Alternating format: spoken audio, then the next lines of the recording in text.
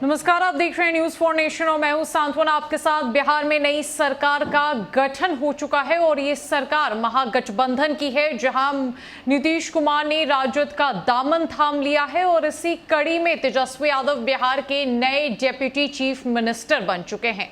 लेकिन बात करें अब महागठबंधन के घटक दलों पर, तो गाज गिर सकती है जीतन राम मांझी की पार्टी हम पर।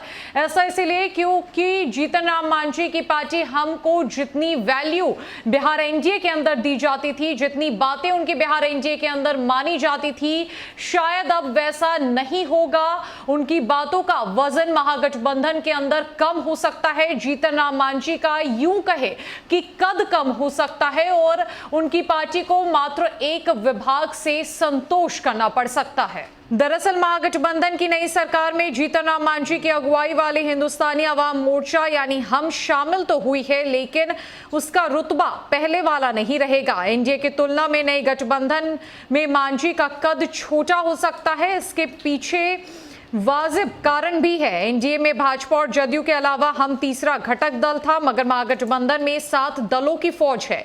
जब एनडीए की सरकार बनी थी तो बहुमत के लिए जीतन राम मांझी का समर्थन होना जरूरी था, उनका साथ ना होना मायने रखता था, मगर महागठबंधन के साथ ये मजबूरी नहीं है।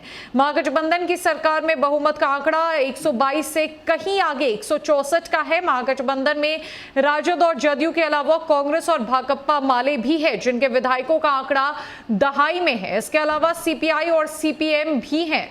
जीतन राम मांझी की अगुवाई वाली पार्टी यानी हम का जितना कद बिहार एनडीए के अंदर बड़ा था, उनका कद अब महागठबंधन के अंदर उतना ही छोटा हो जाएगा। छोटा इसलिए क्योंकि महागठबंधन के अंदर 7 दल है और जो 7 दल है वो बिहार में 122 सीट जितनी बहुमत के लिए चाहिए उससे कई ज्यादा आंकड़ा पार कर चुका है। महागठबंधन की सरकार को कुल 165 विधायकों का समर्थन है। ऐसे में हम के पास मात्र 4 विधायक है और ऐसा माना जा रहा है कि अब हम का जो कद है वो महागठबंधन के अंदर कम हो जाएगा। जीतन राम मांझी की वैल्यू पहले वाली नहीं रहेगी, उनकी वैल्यू घट जाएगी, क्योंकि यहां पर सबसे ज्यादा बातें राजद की मानी जाएगी, क्योंकि राजद एक बड़े भाई की भूमिका में है। सबसे पावरफुल पार्टी बन चुकी है बिहार में राजद। दूसरे नंबर पर जदयू है, तीसरे नंबर पर महागठबंधन के अंतर्गत 19 विधायकों के साथ कांग्रेस पार्टी है।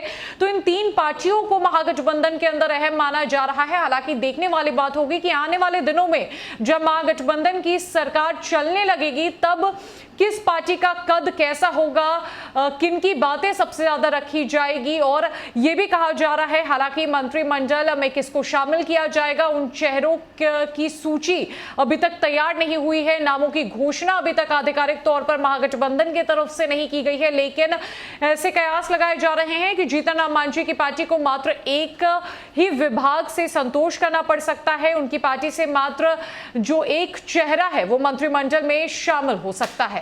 फिलहाल के लिए इस अपडेट में इतना ही है। न कई अपडेट्स के लिए हमारे साथ बनी रही न्यूज फॉर नेशन में। नमस्कार।